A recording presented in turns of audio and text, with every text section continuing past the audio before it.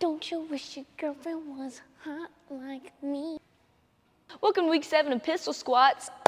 We are very close to the end. So let's get into it. Day 1, we're gonna start with some of my favorite easy go-to stretches on the floor for your hippies, for your adductors right there. Now, I don't think I've showed you guys this stretch in this series yet. That's so wrong of me. I should have shown you it before because it is one of my favorite stretches because of how simple it is to do. Hands and knees. You're gonna crisscross one ankle over the other. Now, you gotta make sure whichever side is on top, my right foot is on top of my other leg right now, you're gonna lean to that side. So I'm leaning to the right, I'm gonna jut my hip out to the side, like literally just lean into where you're kind of sticking out your butt cheek, and you're gonna feel a big stretch right across your glute right there. And then just kind of lean, hang out right there. If you don't feel it, you're not leaning hard enough. It's really simple. Just lean into that side.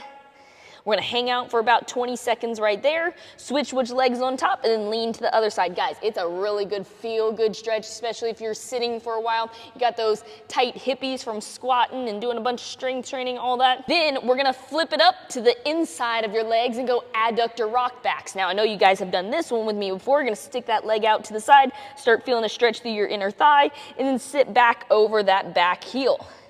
Get about 4 rocks. Or if you want to hang out for like 20 seconds on one side, 20 seconds on the other side, that works too. Then, at the end of each round, you're sitting in the bottom of the squat for about 30 seconds. I suggest either grabbing a counterbalance or using a post to help you sit in the bottom of the squat. Nothing perfect just yet, just kind of wiggling around, warming up those hips, getting those hips sitting right between those heels. Try to go through it 2. If you need 3 times because you're feeling tight, do it 3 times. Then for our work, I gave you guys options today. Option 1, you can have some fun working on some candlestick roll to stands. We've only done those once before. They're super fun, a little bit challenging, a little bit on the crazier side. If you don't want to get all up on the floor, I'll give you guys a second option. But if you want to have some fun working on some more candlestick roll to stands, that looks like this.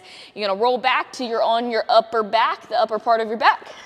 Throw those hands forward, and then stand all the way up. Remember, that's helping us get into a narrow, low squat stance, making sure your knees are not falling inwards, you're not crisscrossing your feet to try to stand up. We're trying to maintain good squats. So you can either accumulate 20 reps of your candlestick roll to stand, add counterbalances if you need to, or you can come over to a post or grab you a counterbalance and then work on holding the bottom of your pistol squat for about 10 seconds at a time on each side.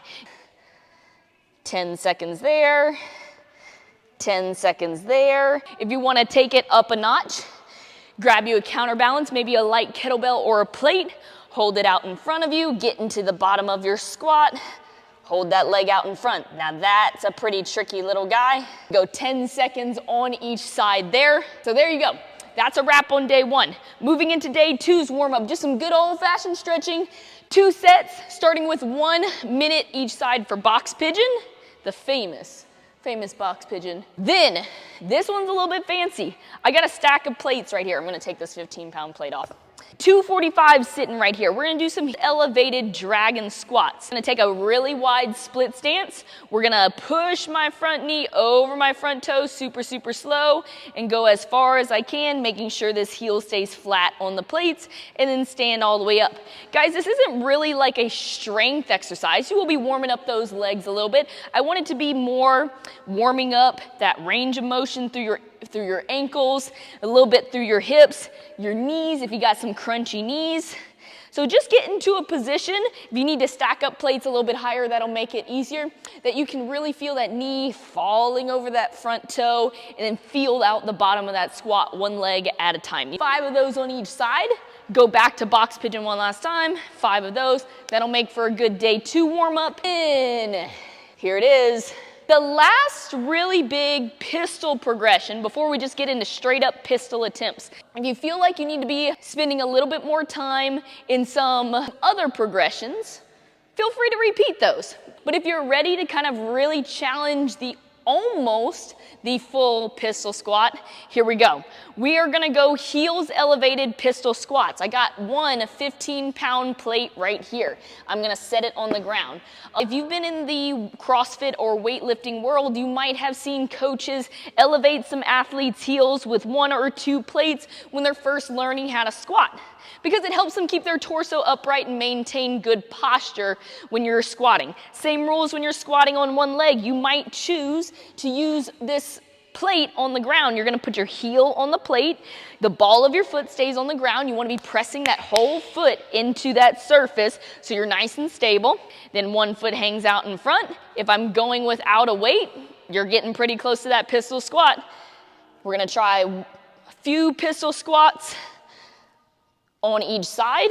A lot of us might need a small counterbalance to help you sit down into the bottom of that squat. You might even notice that you only need it for like 1 set, so you can start getting the feel for this movement and then finding your balance, and then you might be able to dump that counterbalance off to the side. Let's try to get 4, 5 sets of 3 reps on each side. If you're here, you're really, really close to that pistol squat. Oh, one other thing I wanted to mention. You might see some people grab at their toe or at their leg for some assistance for pistol squats. If you're in the CrossFit world, there is no standard against grabbing your foot. You are allowed to do that in competitions. But being that we're working so hard and so diligently on building this skill up in my program, I hope eventually I can get you guys away from grabbing that foot, meaning that we're developing a lot of good positions, some great mobility, and the strength to be able to hold that leg off of the ground when you're doing your pistol squat. So if you want to try some grabbing at your toe or at your leg, I'm fine with it. My goal would be to get you guys eventually away from that. So just keep that in your head. That will be the end of day 2. Some bonus mobility for you guys is couch stretch. You know what that one looks like. Back knee bent up against the wall on that ab mat. Let's go a minute with your hands on the ground. A minute sitting up tall with a PVC, or just pulling that chest tall, pressing that back hip open. Get a good stretch to those quads and those hip flexors. Wall straddle. Wall straddle.